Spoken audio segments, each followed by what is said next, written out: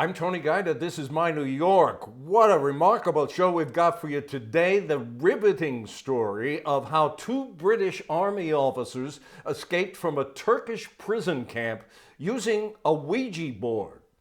The Confidence Men, a thrilling tale of an ingenious hoax, a con game that produced the most extraordinary prison break in history.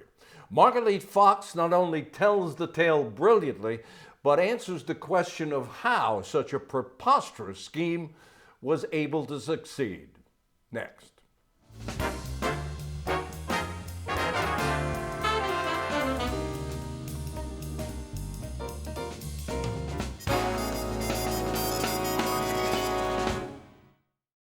Margalit Fox, it is a delight to welcome you back to the program. Good to see you. Likewise, albeit by Zoom, but my pleasure. Yes, I wish we were in person. Um, as I finished your book, a song was playing unbidden in my head, "The Impossible Dream," and especially the lyric, "To be willing to march into hell for that heavenly cause." These two British officers did march into hell for their cause, freedom. Who were these guys?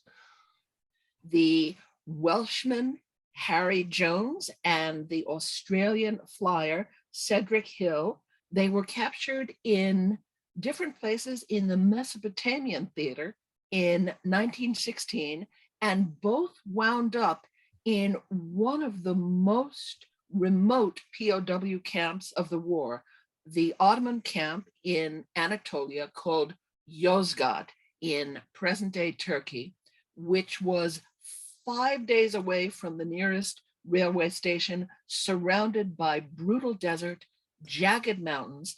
It was considered so escape-proof. I call it the Alcatraz of its day, so escape-proof that there was actually no barbed wire around Yozgat because there didn't need to be. You just couldn't get out. But for the 100 British officers interned there, including our heroes, Harry Jones and Cedric Hill, the thought of escape was ineradicable. So the question is, how do you get out? Yeah. Before we get them in, even tell us, give us a profile of these two guys. Give us a short bio of Harry and Cedric. These two co-conspirators could not have been from more different backgrounds. This has buddy film written all over it. Harry Jones was in his early 30s. He was raised in Wales and Scotland, educated, among other places, at Oxford. He was an attorney. He was the son of a British knight. His father, Sir Henry Jones, was one of the world's most eminent moral philosophers. And so he was a real educated, cultured bourgeois. And at the time of the war, he was working as a magistrate in British colonial Burma. His partner in escape, Cedric Hill, was a scrappy young Australian man. He was in his mid-20s when he was captured. He had never been to university. He was brilliant with his hands. And at the time he enlisted to learn to fly, he had been working as a mechanic on a sheep station in Queensland, Australia. The other way in which he was brilliant with his hands was he was a highly skilled amateur magician, a sleight of hand artist. And that, along with this homemade Ouija board built out of scrap material, became the crux of their escape plan. Before we get to the arrival of that Ouija board, Margalit, where were they fighting, and where were they captured? They were both captured in the Mesopotamian theater, which many historians today rightly call the forgotten theater of World War I. When we think of the First World War, we think of the Western Front, all quiet on the Western Front, Flanders Field. But there was this whole other arena of combat in the Mesopotamian theater, modern day Iraq, Turkey, Syria, Palestine, Palestinian theater, what would now be Egypt, parts of Israel. And that was where our two heroes were captured. Harry Jones, the Welshman, was taken prisoner with about 12,000 other British captives after the devastating 5-month siege at Kut al-Amara, which is about 200 miles up the Tigris from the Persian Gulf. And the British were surrounded by Ottoman forces, held under siege for 5 months, and essentially starved out. When Britain finally capitulated, it was what some modern historians call Britain's worst military defeat since the American Revolution, when Cornwallis and George surrendered to George Washington. He was then with 12,000 others, those who survived, most of them in very bad shape, starving to death, many wounded, many ill with things like dysentery, typhus, cholera. They were set upon a 2,000-mile, 60-day forced march through desert, over mountains, through what is modern-day Iraq, Syria, and into Turkey.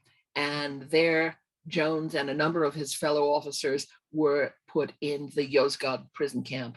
Meanwhile, Cedric Hill and Jones did not know each other when they arrived at the camp. Cedric Hill had become a pilot. What's fascinating is he dreamed of flying since he was a boy in Australia, but the airplane was then so new, it was barely a decade old, that Australia did not yet have a fully functioning military aviation unit. So young Cedric Hill gamely sailed to England, joined the Royal Flying Corps, the precursor of the RAF, learned to pilot these biplanes that to modern eyes look as though they're made out of balsa wood. They look totally vulnerable.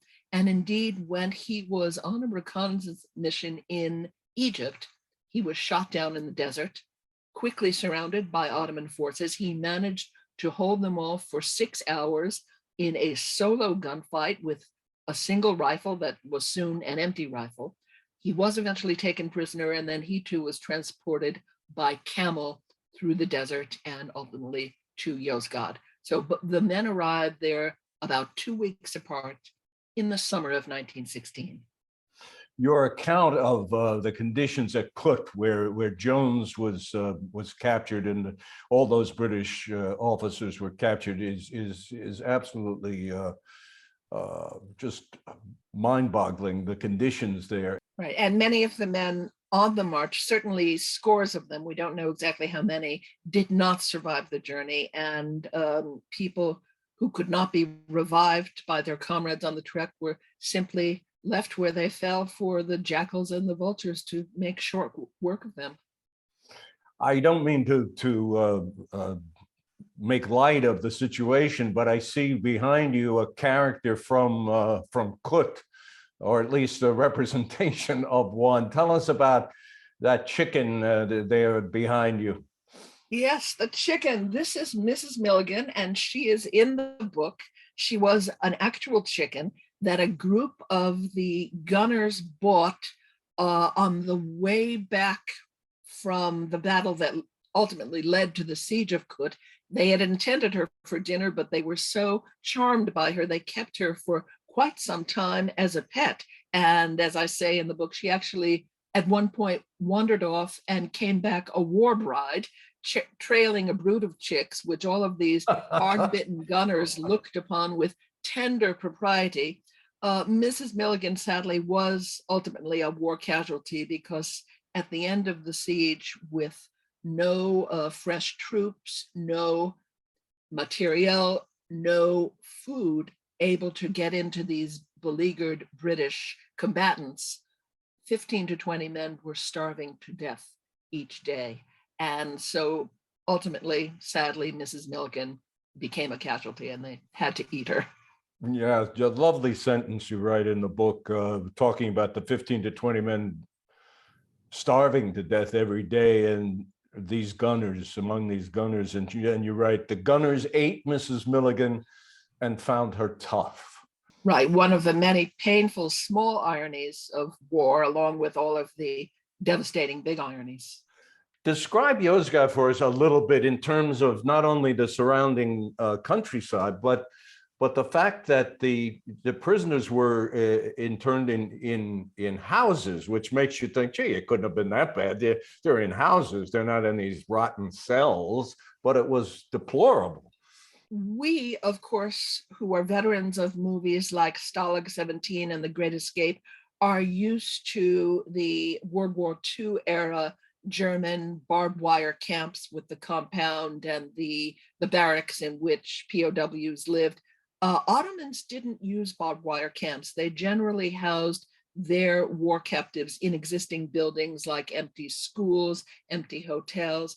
In Yozgad, as in much of Turkey at that point, there were many empty houses which had been owned by Armenian families who had been either killed or expelled on a forced march of their own during the genocide of 1915. So when our British captives got to Yozgad in 1916, they were placed in several adjacent empty houses, but the houses were basically falling to ruin every time it rained. Rain poured through the roof everywhere. The houses were freezing cold in the winter. There were these filthy indoor latrines swarming with flies. So yes, the conditions were not quite those of a barbed wire camp, but they were pretty unpleasant in their own way. And then again, just no food, terrible sanitation. And there were 100 British officers crammed into initially just 2 houses. So very, very cramped conditions. No barbed wire, but you talk about a condition that is not uncommon among prisoners of war, and you refer to it as barbed wire disease. Tell us about that. One of the things that really beset the prisoners and became as much of a problem as the physical conditions were the psychological conditions. And this is very common among prisoners of war. And in 1918, based on studies of World War I POWs, would be named barbed wire disease by a Swiss psychiatrist. And the symptoms of it are depression, hopelessness, a kind of crushing ennui, we're shut up here, we'll never get out, nightmares, and just general malaise. And of course, when I started writing The Confidence Men about 3 years ago, little did I suspect that our entire cohort of people living in 2020 and 2021 would be very much suffering from barbed wire disease of our own. Exactly. That's a great way to describe what we're going through. And of course, I don't know if we're hopeless, but it seems like it's unending. Anyway, what did they do to combat that? They wound up negotiating with their captors to let them visit the bazaar each day under guard, of course, to buy food and prepare their own meals. So their food situation gradually improved somewhat. They started getting mail and care packages from home that improved their physical situation, getting warm clothing and blankets that improved somewhat. So the question then became, after their urgent physical needs were attended to, how do you fill time? Because the war was over for them. They weren't going to get out until the war ended. And for all anyone knew, the war could drag on for another 10 years. So how do you fill all that time? They whittled chess sets by hand and played chess. They had a few dog-eared packs of cards. They played endless games of poker. My favorite thing was they somehow built a working roulette wheel from an old door, and they would play for cigarettes, chocolate bars, whatever they'd gotten in their care packages. And come Christmas time, so this is Christmas 1916, they put on a musical show, sort of what British call a pantomime. It's most like a Gilbert and Sullivan operetta. They called it The Fair Maiden of Yozgad. They built the sets themselves from scrap material. They bought sheepskins at the bazaar and old pieces of clothing to make wigs and costumes. And they put on a musical show that had to be held for one night only in secret because it wickedly lampooned their captors in terms that left little to the imagination. Talk about the cliche of British military men, stiff upper lip. This is it in, in great detail. And then comes a Ouija board. Jones comes up with the idea, or, well, tell us how the Ouija board gets into this story.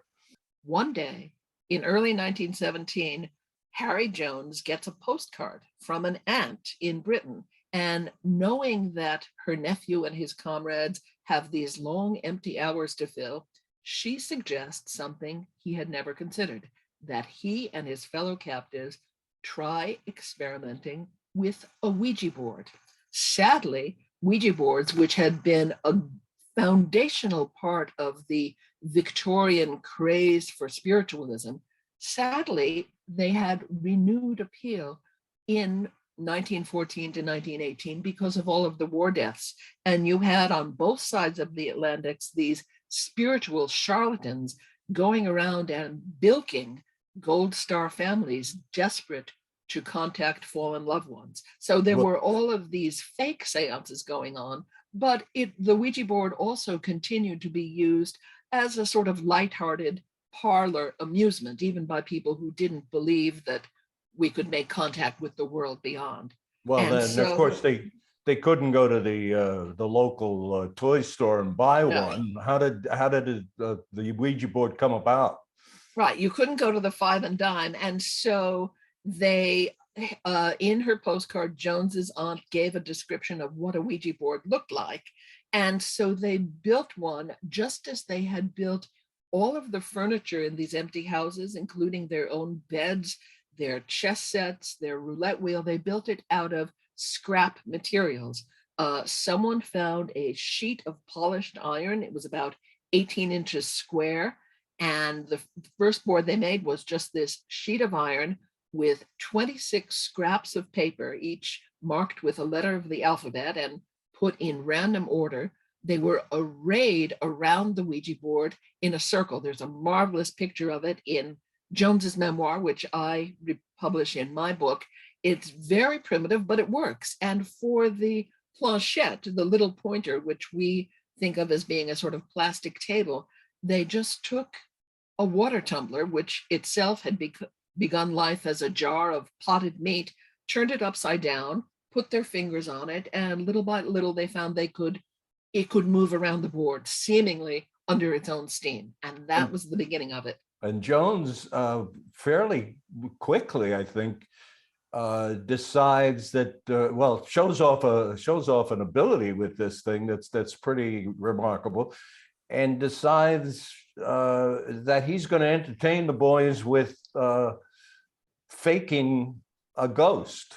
That's right. Harry Jones, who was a brilliant young man, but very clearly very compassionate, very humanist, he sees the toll that barbed wire disease has taken on his fellows.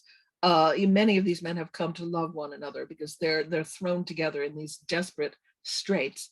He vows privately to entertain them as much as he can, to lift their spirits. He happens to be endowed with a brilliant visual memory, almost a photographic memory. And so he very quickly has internalized the random order of the letters around the board. So with his eyes closed, even blindfolded, he can little by little subtly edge this drinking glass to a series of letters to spell out words. And he's no fool. He knows, whom do men in captivity most want to see? They want to see a saucy wench. So the first ghost, quote unquote, he contrives is a saucy wench named Sally. And she says all sorts of ribald things that the men who haven't been with women for 2-3 years find absolutely delicious. And little by little, over the coming weeks, as more and more men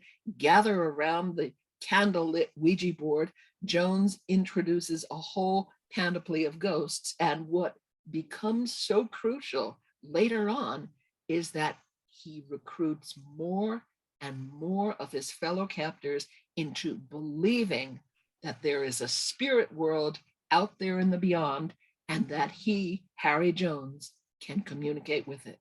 How is he able? Is it just part of it, the circumstances? They're so desperate that he really convinced these guys that he was a medium.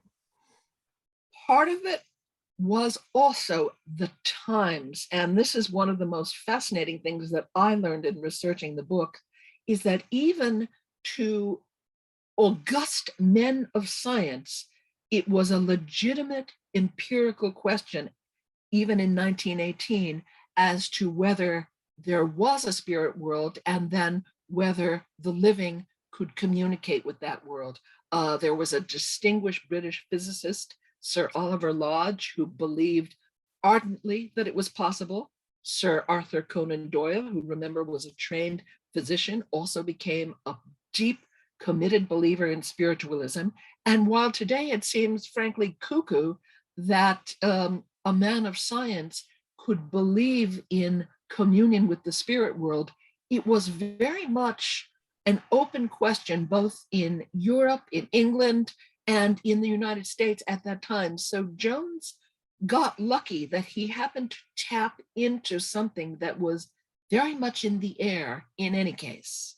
Well, you even mention in the book Mark Twain, who was a believer in mental telepathy. Right. And your mention of Sir Arthur Conan Doyle is interesting because your previous book, Conan Doyle for the Defense. I mean, it's amazing that a man who could create perhaps the most rational fictional individual of all, Sherlock Holmes, yet at the same time could entertain spiritualistic beliefs. Right. And to us, looking back from our 21st century prospect, it seems irrational that a man of reason and science could entertain such beliefs. But there was no conflict in holding those two beliefs simultaneously in 1916, 1918. And that turned out to work spectacularly to Jones's advantage. Maybe we should mention motor automatism. I love that phrase. Yes. But when you were talking about how the planchette moves around the board, there were actual serious studies of this. And one of them, surprisingly, is by a woman who later becomes quite famous, one of the great cameo appearances in your book. That's right. One of the questions I wanted to answer for myself, and I knew I would need to answer to do my job properly as the author of a book centering on a Ouija board, why does the planchette seem to move under your hands of its own volition? And the answer has to do with a neuromuscular phenomenon that was identified way back in 1852 by a physiologist called motor automatism. And basically it means that you go into a kind of reverie and your hands move, and anything you're holding, like a planchette or a dowsing rod, will move automatically without your mind being conscious of having directed them. And indeed, one of the most delightful cameos in The Confidence Men has to do with an American scholar, a psychologist, who studied motor automatism experimentally at Harvard in 1895. And it was none other than Gertrude Stein, that Gertrude Stein. She was, as an undergraduate at Radcliffe, she was a student of the great psychologist William James, Henry James's brother. And she actually set up experiments where she did what we would now call automatic writing with motor automatism, where she would do a conscious activity like reading aloud from a book with one hand on the book. The other hand would rest on a planchette that took the form of a little wheeled plate with a pencil attached. So your hand could actually write with it. Gertrude Stein got to the point where the hand on the planchette was actually writing this weird sort of Dada-like prose. And hey, guess what? It comes out sounding exactly like the experimental fiction that Gertrude Stein would herself write a few years later. All right, so we're at a point in this story where these men more and more are attending these, let's call them seances, if for lack of a better word. And Jones is just regaling them with his creation of these spooks, as he calls them, and everybody's believing in it. But it begins to dawn on Harry Jones that this Ouija board might be his tool for escaping. That's right. At first, and for quite a few months, it was just a lark. But one day, the camp interpreter, who is a runty little man whom the British officers privately call the Pimple comes up to Jones in great excitement and says, "You are a student of Spiritism? The sentries have told me so. Can you answer by divination some questions?" And indeed, they're about the Pimple's romantic prospects, which are basically nil. But the light bulb goes on for Jones, and he thinks, I don't know how, and I don't know when, but this Ouija board could be something more than just a game. If I play my cards right, it could even be my ticket out of Yozgad. Perfect place to pause the story, Margalit, and ask our viewers to stick with us. Join us next week for the birth of an absurd, absolutely absurd con game that featured mind control, magic tricks, buried clues, and a fake double suicide. It's all next week with Margalit Fox. See you then.